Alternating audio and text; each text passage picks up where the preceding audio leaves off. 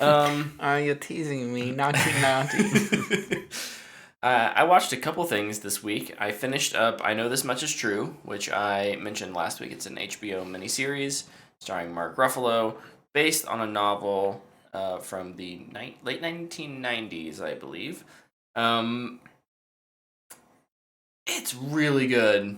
I don't know if I can recommend it to everyone, um, but it's a adaptation that understands the importance of story. I think the author of the novel, when kind of researching, seems like he really understands story and what it means to people. Like, not just like a series of events, but how do we learn from and what do we take from these stories?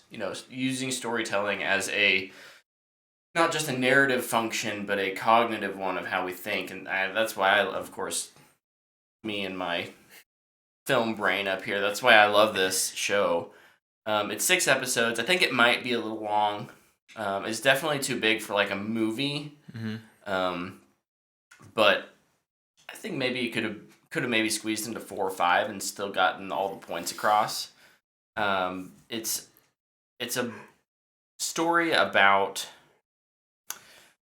pain and grief and family. Mark Ruffalo plays 2 sets of twins. There's some time hopping, so there's some younger actors who play them as younger boys in college and younger than that.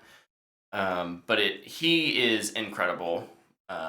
Even up until, I think I had talked briefly last week about it, but like even up until the last couple episodes where things really change, because there's kind of an introduction, and then like episodes 2 through 4 are kind of the same. It's just kind of variations of the same things are happening, which is intentional. It's meant to kind of hit you while you're down. Mm-hmm. Like, bad things keep happening. Bad things keep happening.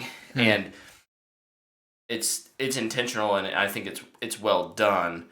But then finally at the end, when there starts to be resolution and conclusion, he really brings it home as well. I'll just throw out good supporting cast. Catherine Hahn's in this. We've been talking about her a lot with WandaVision, but she's really good. She has a pretty minor role, but also very good. Rosie O'Donnell is in this movie as a someone who works at a. Wait, she's a real person? She's not fictional? She's not a fake person. Fun fact. Okay. She kind of plays a mental health care worker. Okay. Someone at a mental facility who is kind of advocating for one of the brothers, works with them.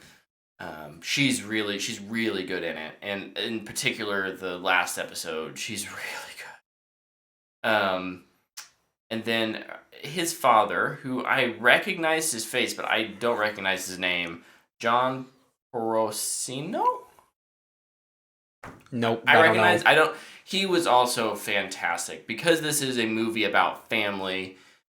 You have to you have to have those relationships work when you're talking about those dynamics, and I think he plays a really good. He's a stepfather to these boys, and part of the allure of the show is that we don't know who their real father is. They never figured it out.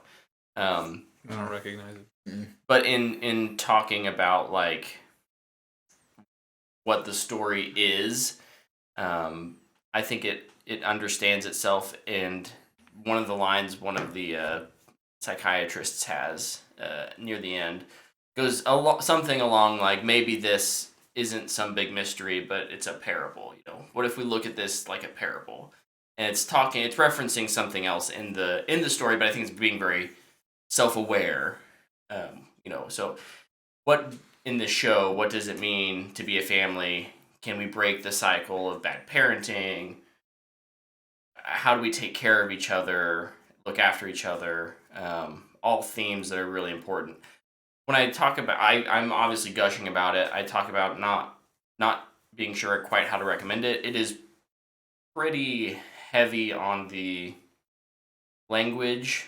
It's graphic a couple times. It's rarely graphic, but when it is graphic, it's pretty graphic. There's a little bit of nudity. more so like in the first episode, there's an act with one of the brothers who mutilates himself in some way. They don't necessarily shy away from showing some of that, so that could be hard. There's also lots like family dysfunctionality, if in terms and that's everything from violence to like sexual abuse.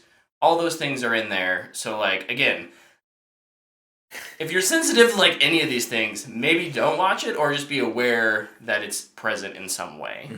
But it gets a fanboy worthy for me. I love it.